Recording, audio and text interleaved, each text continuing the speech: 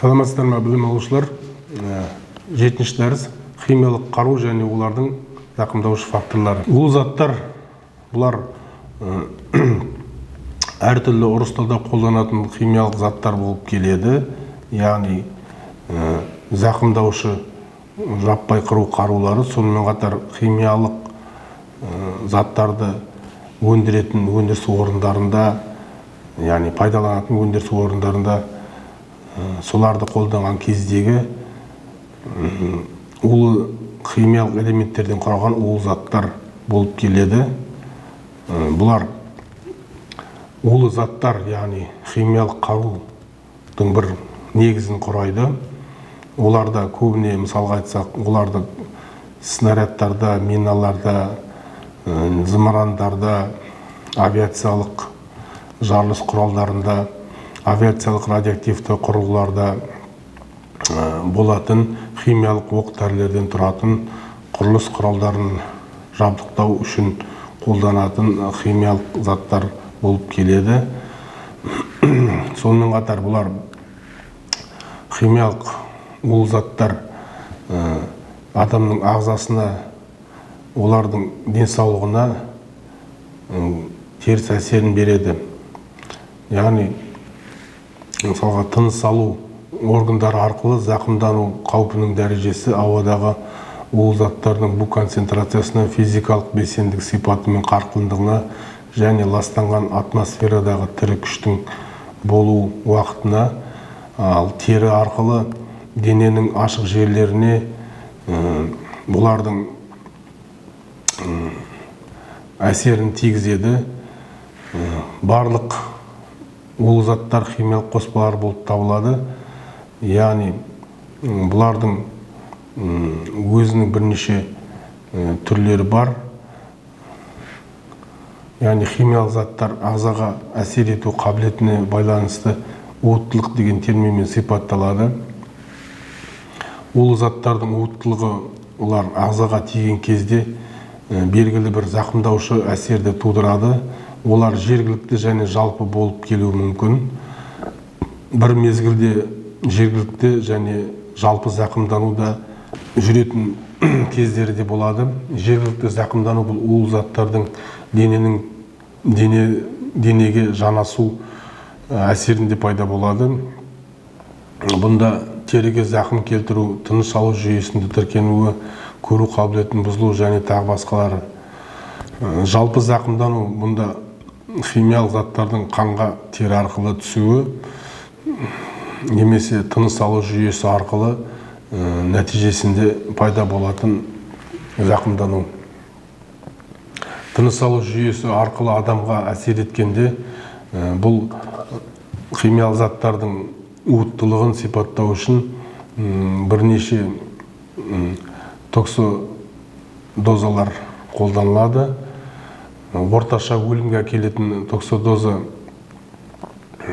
зардап шеккендердің 50% өлімге әкеледі. Орташа әрекетте қабілетсіз токсодоза зардап шеккендердің 50% еңбекке жарамсыздығын тудырады. Орташа шектегі токсодоза зардап шеккендердің 50% зақымдануынан бастапқы белгілерін тудырады. Терінің сіңіретін заттардың уыттылық дәрежесі дозамен бағаланады. Улы заттардың жіктелуі, бұл химиялық улы заттардың ең көп жіктелуі олардың тактикалық мақсатына, организмнің физиологиялық әсеріне негізделген. Яғни химиялық улы заттар, химиялық агенттер дейміз, химиялық улы заттар тактикалық мақсатына сәйкес таратылады. Өлімге әкелетін, еңбекке уақытша жарамсыз жұмыс күші, тітіркендіргіш. Ағзаға физиологиялық әсерлеріне байланысты улы заттар бөлінеді. Жүйке агенттері, тері көпіршіктері, жалпы улы, тұншығу, психотроптық, тітіркендіргіш болып. Зақымдаушы әсердің басталуы жылдамдығына сәйкес ажырату, жасырын әрекет ету кезеңі жоқ, бірнеше минут ішінде өлімге немесе ұрыс тиімділігін жоғалтуға әкелетін әкелетін, жылдам әсер ететін улы заттар, химиялық улы заттар, жылдам әсер ететін, біраз уақыттан кейін зақымдануға әкелетін, баяу әсер ететін химиялық улы заттар. Ұзақтығына байланысты жеке құрам мен жер бедерін соққыға алу мүмкіндігін бойынша улы заттар екі топқа бөлінеді. Зақымдаушы әсері бірнеше сағат және тәулік бойы сақталатын тұрақты агенттер, зақымдаушы әсер бойынша бірнеше ондаған минутқа созылатын тұрақсыз химиялық заттар. Бұл химиялық агенттер немесе химиялық заттар заман, зарин, иприт, азот иприт, циан қышқылы, цианоген хлориді, фосген және тағы басқалар болып келеді. Сонымен қатар әсер ету бойынша нервтік, паралитикалық әсер ету, бұл бұнда химиялық заттардың органофосфаттары жатады. Бұл топтағы улы заттардың басқа да улы заттарға салыстырған кезде уыттылығы жоғары болып келеді. Сонымен қатар тыныс алу жүйесінің зақымдалмаған тері мен ас қорыту жолдары арқылы ағзаға ену мүмкіндігі бар. Жүйке агентінің зақымдану белгілері қарашықтың қатты тартылуы, бұрғынқының пайда болуы, тыныс алуының қиындауы, сілекейдің көп бөлінуі, мұрыннан су ағып немесе терлеп, сонымен қатар жиі зәр шығару жолдары қабілеті пайда болады. Жөтел және тұншығу, бұршық еттердің жиырылуы, сонымен қатар ішектің түйілуі пайда болады. Келесі, тері арқылы әсер ету адамның терісіне, асқазанға тамақпен түскенде ас қорыту жолдарына және осы улы заттардың буларымен ластанған ауаны жұтқанда тыныс алу жүйесіне әсер етеді. Терінің бетіне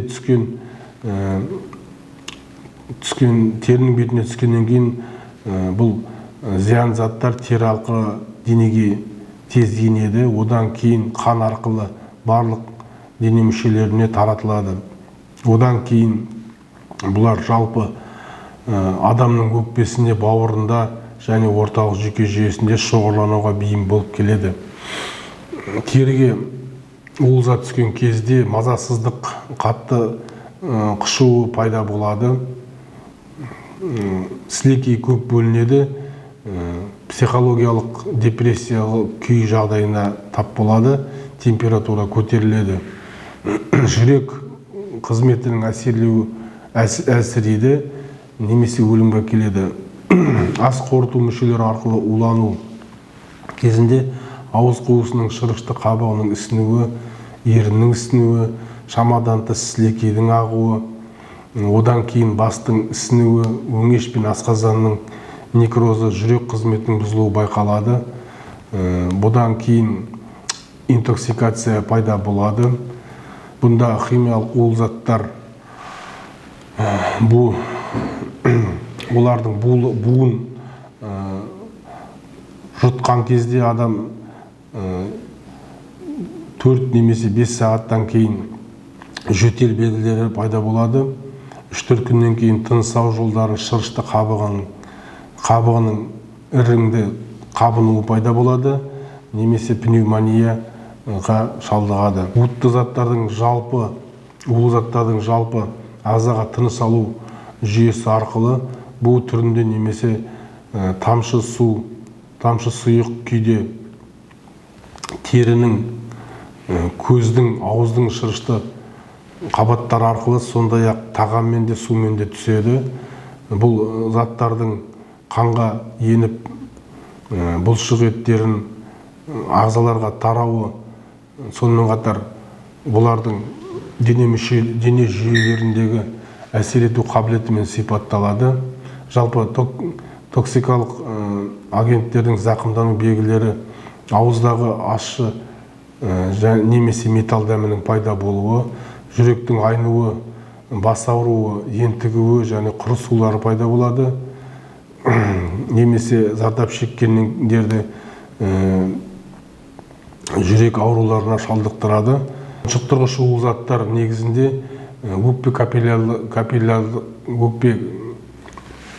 капиллярларының қабырғасына әсер ететін тыныс алу мүшелеріне әсер етеді. Бұнда тыныс алу жүйесін әсер еткен кезде өкпе капиллярлардың өткізгіштігі артып ісінуіне әкеледі. Зақымданудың негізгі белгілері бұнда көздің тітіркенуі, бас айналу және жалпы әлсіздік болып келеді. Жасырын әрекет ету кезеңінде 4-5 сағаттан кейін бұлар жөтелдің пайда болуының, ерін мен беттердің көгеруі, бас ауруы, ентігу, тұншығу сияқты белгілер пайда болады. 39 градус температураға дейін көтеріледі. Өлім өкпе ісіну кезінде 2 күн ішінде болады.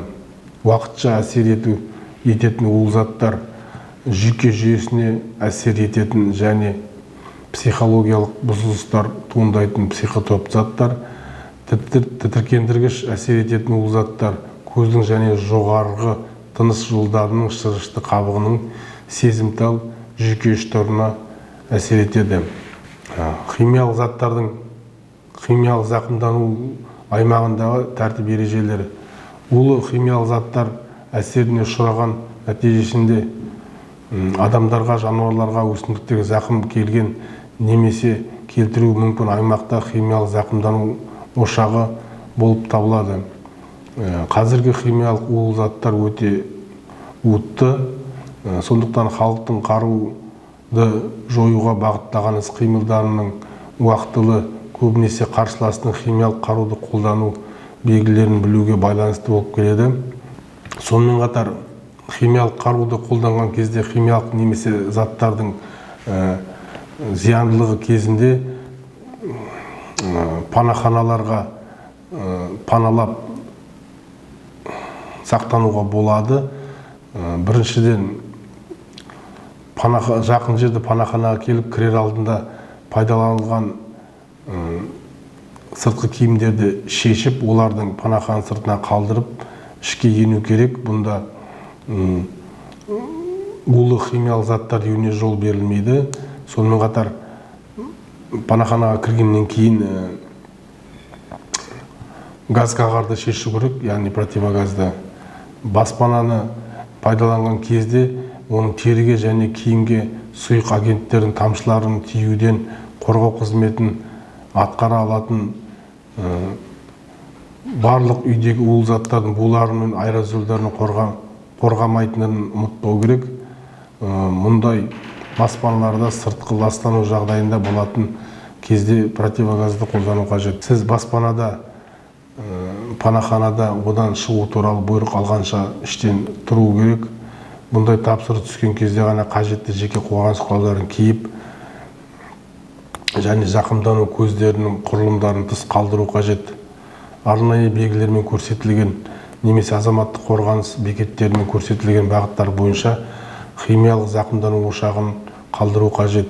Егер ешқандай белгілер мен бағаналар болмаса, онда жел бағытына перпендикуляр бағытта қозғалу керек. Бұл зақымдану көзінен жылдам шығудың қамтамасыз етеді. Өйткені ластанған ауа бұлтының тереңдігі оның алдыңғы бөлігінің еніне бірнеше есе үлкен болып келеді.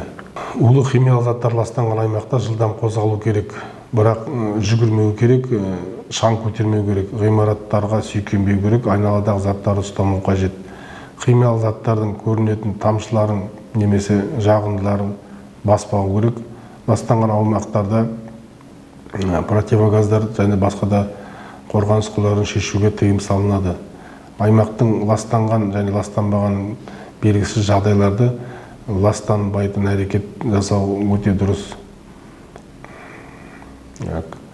Сонымен қатар мүмкіндігінше сайлар мен ойпаң жерлерде, шалғындар мен батпақтарда арқылы жүрмеу қажет. Бұнда улдың ұзақ уақыт жинақталу мүмкіндіктері бар. назарларыңызға рахмет. Дәріс аяқталды.